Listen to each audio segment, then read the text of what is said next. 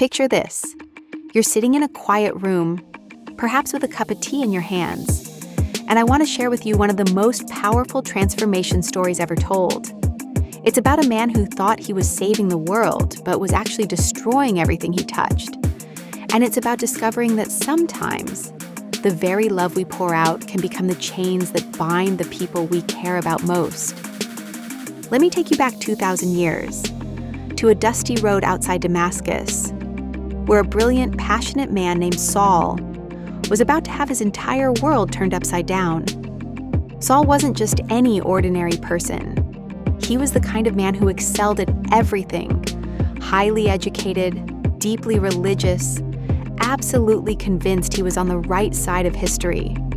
Think of someone who color codes their calendar, never misses a deadline, and genuinely believes that if everyone would just follow the rules the way he does, the world would be a perfect place. But here's where the story gets interesting. Saul had become so obsessed with protecting what he believed was right that he had started hunting down people who disagreed with him. Not just arguing with them or writing strongly worded letters, he was literally having them arrested, thrown in prison, torn away from their families. And the most heartbreaking part? Saul genuinely thought he was doing God's work. He believed with every fiber of his being that he was protecting something sacred and pure. Sound familiar? Maybe not the prison part, but that absolute certainty that we know what's best. That drive to control situations because we can see so clearly what needs to happen. Now, Jerusalem wasn't big enough for Saul's mission anymore. He had bigger plans. He wanted official permission to travel 150 miles to Damascus. That's about 6 days of hard travel through dangerous territory, just to find more people to arrest. Can you imagine being so consumed by your cause that you travel that distance? Spend that much time and energy just to prove you're right?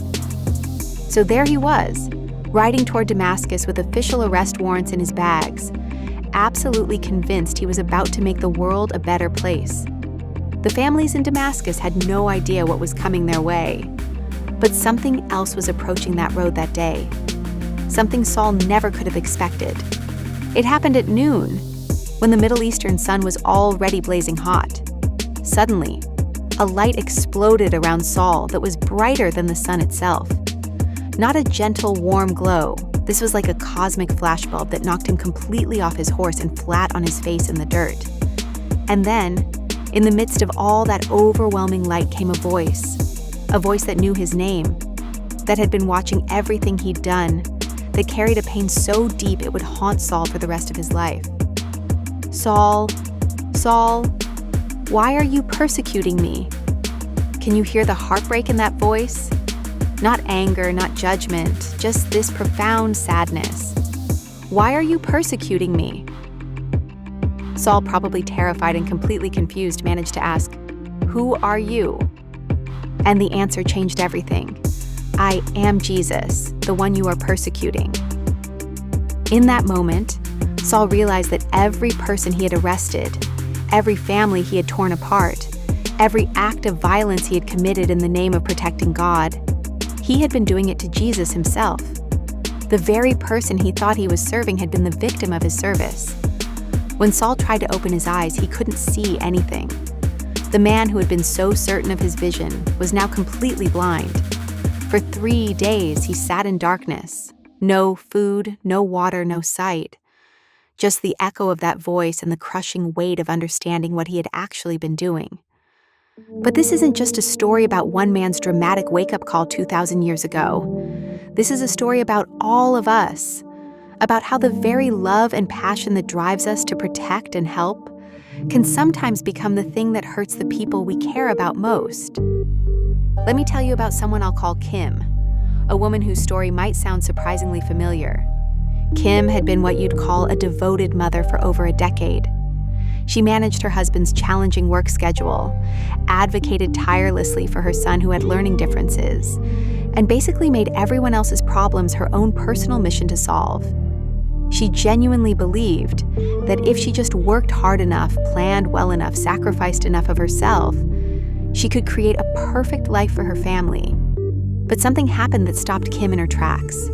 Her husband had been struggling with some personal issues, and instead of supporting him through it, Kim found herself trying to manage and fix everything. She scheduled his appointments, researched his problems, even spoke for him in conversations with others. She thought she was being helpful, loving, supportive. Until one day, in a moment of complete honesty, her husband looked at her and said, "I feel like I'm disappearing in my own life." That was Kim's Damascus Road moment. She realized that in her desperate desire to help and protect, she had been slowly erasing the people she loved most. Her good intentions had become a kind of loving control that was suffocating the very relationship she was trying to strengthen. The beautiful part of Saul's story, and Kim's story, is what happened next. When Saul was sitting in that darkness, blind and broken, God didn't abandon him. Instead, God sent a man named Ananias to help restore his sight. Ananias was understandably nervous about helping the man who had been persecuting his community. But he chose to trust that transformation was possible. And it was. When Ananias placed his hands on Saul and prayed for him, scales literally fell from Saul's eyes, and he could see again. But more than that, he could see clearly for perhaps the first time in his life. The man who had been destroying lives became the man who would dedicate his life to healing and building up others. The passion that had made him a persecutor became the very thing that made him one of history's greatest teachers of love and grace. And Kim? She learned to ask instead of assume, to support instead of manage, to love instead of control. Her marriage didn't just survive, it flourished in ways she never could have imagined when she was trying to orchestrate everything. Here's what both stories teach us. Our greatest strengths can become our greatest weaknesses when we're not careful.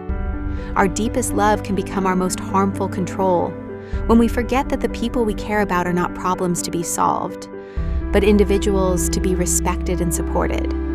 The beautiful hope in all of this is that transformation is always possible. That Damascus Road moment, that flash of insight when we suddenly see clearly what we've been doing, it's not the end of the story, it's the beginning of a new one. Maybe today, as you're listening to this, you're recognizing yourself in Saul's story or in Kim's story. Maybe you're realizing that your desire to help and protect has somehow become something that feels more like pressure or control to the people you love. If that's you, take heart. The scales can fall from your eyes too. The person who loves so intensely that it sometimes hurts can learn to love in a way that heals and frees. The protector can become a supporter, the manager can become an encourager. Your Damascus Road moment might be a conversation you need to have, an apology you need to make, or simply a decision to step back and trust the people you love to find their own way forward, with your love and support rather than your direction and control. The light is waiting to break through. The scales are ready to fall, and the love that might have been causing some damage is ready to learn how to truly heal. Thank you for listening to this story with me today. I hope it touches your heart the way it has touched mine, and I hope it reminds you that transformation, real, beautiful, life-changing transformation, is always possible for any of us.